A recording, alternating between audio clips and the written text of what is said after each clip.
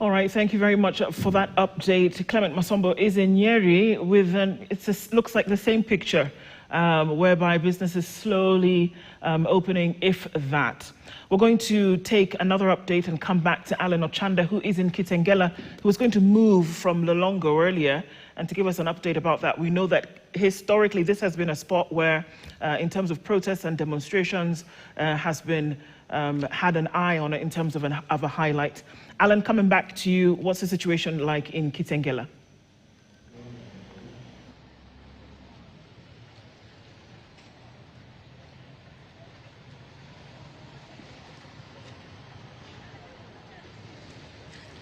Well, Ndu, from Mlolongo, where in the early morning we've seen the blocking of the ever-busy Mombasa Highway at Mlolongo, where all PSV vehicles and privately owned vehicles were blocked from accessing the town, Nairobi CBD, from Mlolongo. And of course, very few vehicles, specifically those transporting essential commodities like the long-distance trailers, were allowed to pass through the Nairobi CBD. But now passengers who've actually are bound for far-flung areas like western counties like Kakamega and Busia have been inconvenienced, and of course from this point they are still being blocked from accessing the Nairobi CBD. All the long-distance vehicles have actually been blocked at that point. But here in Kitengela, remember that Kitengela has actually been witnessing high-voltage demonstrations whenever such occasions arise. And so, but today, as at this hour, we are seeing a calm here.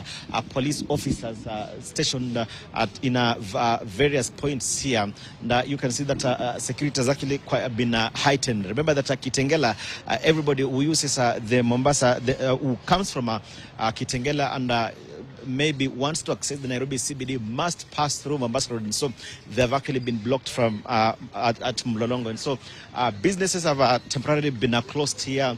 You can see the boda operators here are just parking at the ever busy Matatu and boda terminal here in Kitengela. And so maybe if my colleague could just move closer here, you can see they're still parking here. Businesses are closed here because remember that in the past demonstrations and nationwide protests, we've seen instances where protesters, the criminal elements have actually infiltrated the demonstrations and carried out looting, and so business operators, out of abundance of caution, really closing down their businesses here. But let's just talk to some of the boda operators here. Peter Tundugu, Ndugu, tuko live KTN. Utueleze jina lako na nyinyi wahudumu bodaboda. Tunaona kwa leo hali hapa imetulia sana. Pengine nyinyi kama wahudumu bodaboda, hali iko vipi hapa Kitengela? Hali sasa na jina? Kwa majina naitwa Paul Mutuku. Yes, nafanya bodaboda Kitengela. Hali ya leo sisi tulikuwa tunatarajia kufanya kazi sababu tuliambiwa pengine maandamano yamesitishwa, lakini kufika hapa tukapata kuna maaskari, watu hawatembei, watu wa kubeba pia unapata hawako. Sasa sisi tuko hapa tukingojea tuone kama pengine mambo yatakuwa sawa, biashara zifunguliwe tuanze kubeba, sababu kazi yetu lazima tuone biashara zinaendelea. Ndio unatoa mtu hapa unampeleka pale, toa mwingine kwa kazi hii unampeleka pale hivyo. So kazi yetu saa hii ni kama imesimama. Yes, hatuna. Unasema imesimama ni kwa sababu watu hawapo ama ni nini kinaendelea, kwa sababu ipi ifanye kazi isiwepo?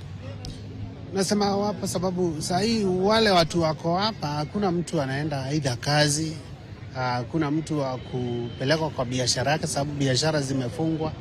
Wale wanafanya kazi wengi, unapata watu ni kama wanaangalia vile hali iko, so hakuna mtu anaweza, yani wateja sahi wa kubeba hawako. Yes. Asante sana. Naam, pengine tusongee mwenzako hapa.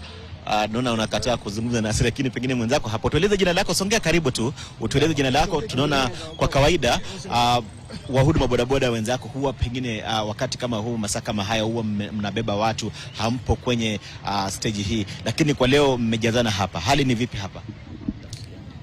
Kwa jina kwanza naitwa Simio Kana. Watu hawako kwa sababu tunajua leo vile walikuwa wamepanga maandamano, watu wanahofia usalama yao. So ndio maana ndio watu hali iko sawa, lakini watu hawako kwa sababu walidhania maybe utakuwa na vurugu, mambo haitakuwa ikiendelea. Na nyinyi kama wahudumu wa bodaboda, pengine tumeona baadhi ya barabara zimeweza kufungwa, watu wengine ama maafisa wa usalama wameweza kuwazuia baadhi ya wale ambao wanasafiri kuelekea jijini Nairobi. Nyinyi hapa mnapo pengine wasafirisha wale ambao ni wateja wenyu, hali imekuwa vipi? Wameweza kujitokeza?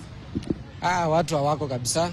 Watu wengi nadhani wako kwa nyumba kwa sababu hakuna mtu leo, watu ukiangalia unaona watu hawako, ni kusafi, hakuna watu wamesafiri sana leo.